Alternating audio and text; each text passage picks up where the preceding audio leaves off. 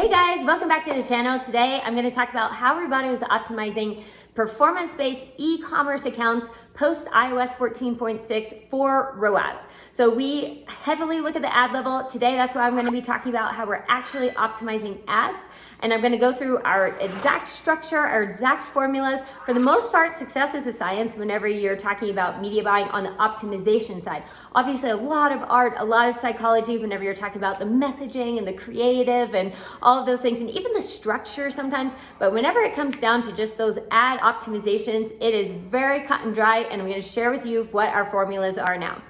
The first thing to note is that whenever you're testing an ad against another ad, it should always be against another ad. So when you're driving, performance for your account, it is important to keep the things live that have the most data for the most part. There's occasionally outliers to this, but for the most part, it's super important to keep whatever has the most data, whatever has the best performance, whatever has the most sales live. Even if it's very far from where you want it to be, it's important to keep that live and to test against it from an algorithm perspective. So that's the first thing. The second thing is whenever you're testing against that, it's really important that each thing can get the data. So if you're in Learning Limited and you have 8 different ads live, probably not going to actually be a real test, and it's going to be difficult for you to get that data. So typically we test 3, maximum 4 ads at a time.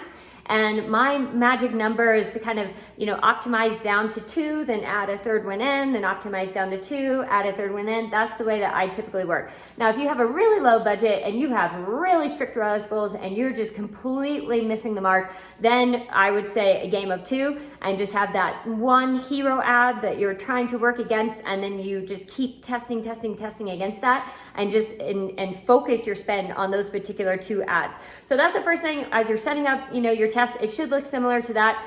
Don't split your budget too far, and make sure that, if you have too many ads there, just go ahead and chisel that down to 2 to 3 max, I would say.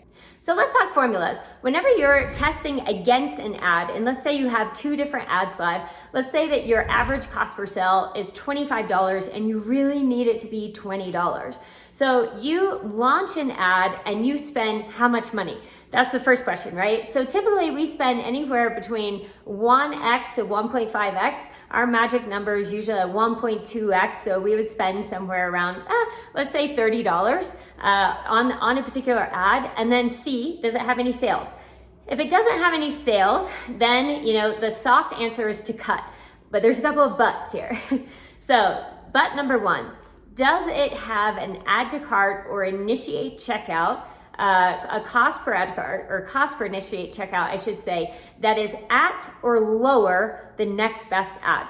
So in that particular case, let's say that you were driving cost per add to carts at $5. So 1 out of every 5 add to carts became a sale. And let's say that whenever we tested our ad against that, we spent $30. There were no sales.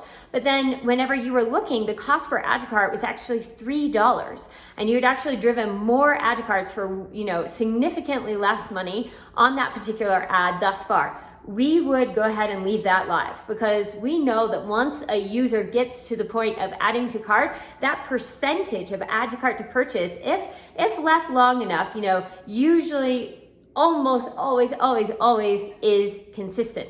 So we know, probably we just haven't had enough data. If 1 or 2 sales came in, it would completely swing the data, right, to where we would feel really good about this ad. So we go ahead and leave that live. Same for initiate checkout and cost per initiate checkout. Some accounts get more data on the add to cart level, some get more data on the initiate checkout level. And sometimes we see that, the add to carts to purchase rate is more consistent, or the initiate checkout to purchase rate is more consistent. So if you look across your entire account, that's how we kind of decide between those 2, but both are really great metrics to look at. And if you're driving a really good cost per add to cart or initiate checkout, go ahead and feel pretty confident about letting that play out a little bit more.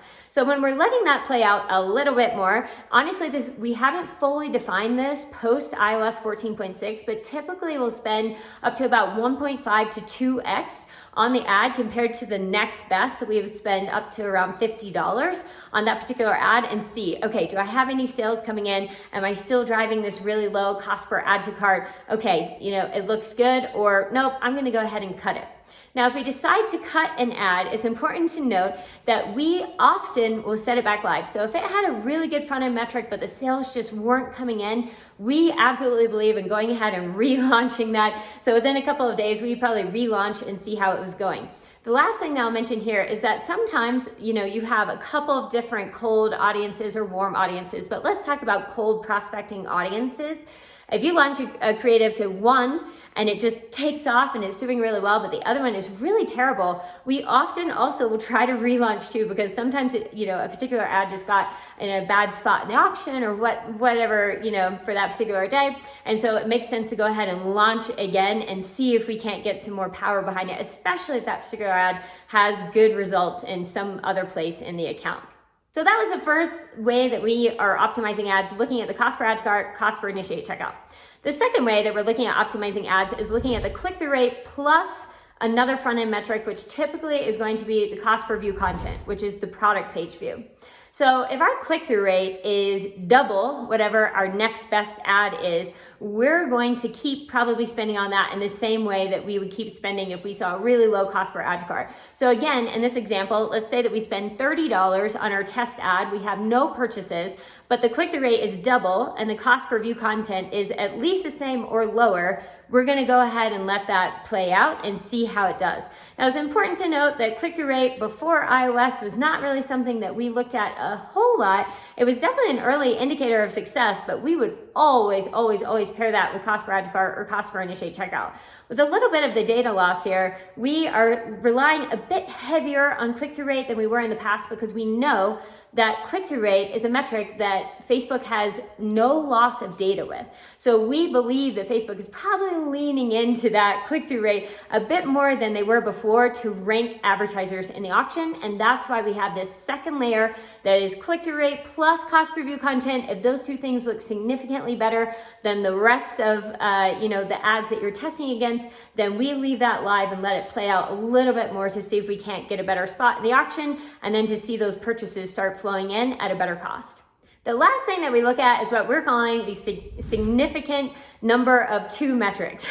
So essentially what this means is that if two different metrics together look significantly better than the ad that we're testing against, then we'll go ahead and leave that live and let it play out. So it might not meet our rules perfectly on any one layer. Maybe the cost per ad to cart isn't significantly lower. It's at or around that. And maybe the cost per view content or click-through rate also aren't significantly better, but combined, if at least two different metrics are looking a little bit better, a little bit stronger than the ad that we're testing against, we will also go ahead and leave that ad live for a bit longer just to see if those sales post end. And again, it doesn't mean if you pause an ad, it doesn't mean that it's gone forever. It doesn't mean, oh, this definitely didn't work. It just means that at this particular moment in the auction with this ad live, it didn't get the right spot to really have that power that we want it to have. So we definitely relaunch after the fact. If we're seeing something that, it seems to be working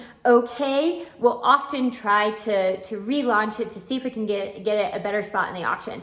And the last thing to talk about is that iOS is delaying our data significantly, unfortunately. And this means that we're waiting up to 3 days sometimes for the data to post in. So we have a process as well to look back at the data last 3 days, yesterday, last 7 days, last 30 days, to see if there's anything that we've missed. And there's a lot that's been coming in. So something will look terrible, and then suddenly sales will post in after we paused it, and we just go ahead and get that baby back live. So those are our main optimization points post iOS 14.6. I hope that helps you. We're still developing things on our end. This is working really well for us, but I'm sure we'll be adjusting and editing things along the way. So as we do that, we will definitely share it with you here. I hope you have a great day. Thank you for listening. Bye.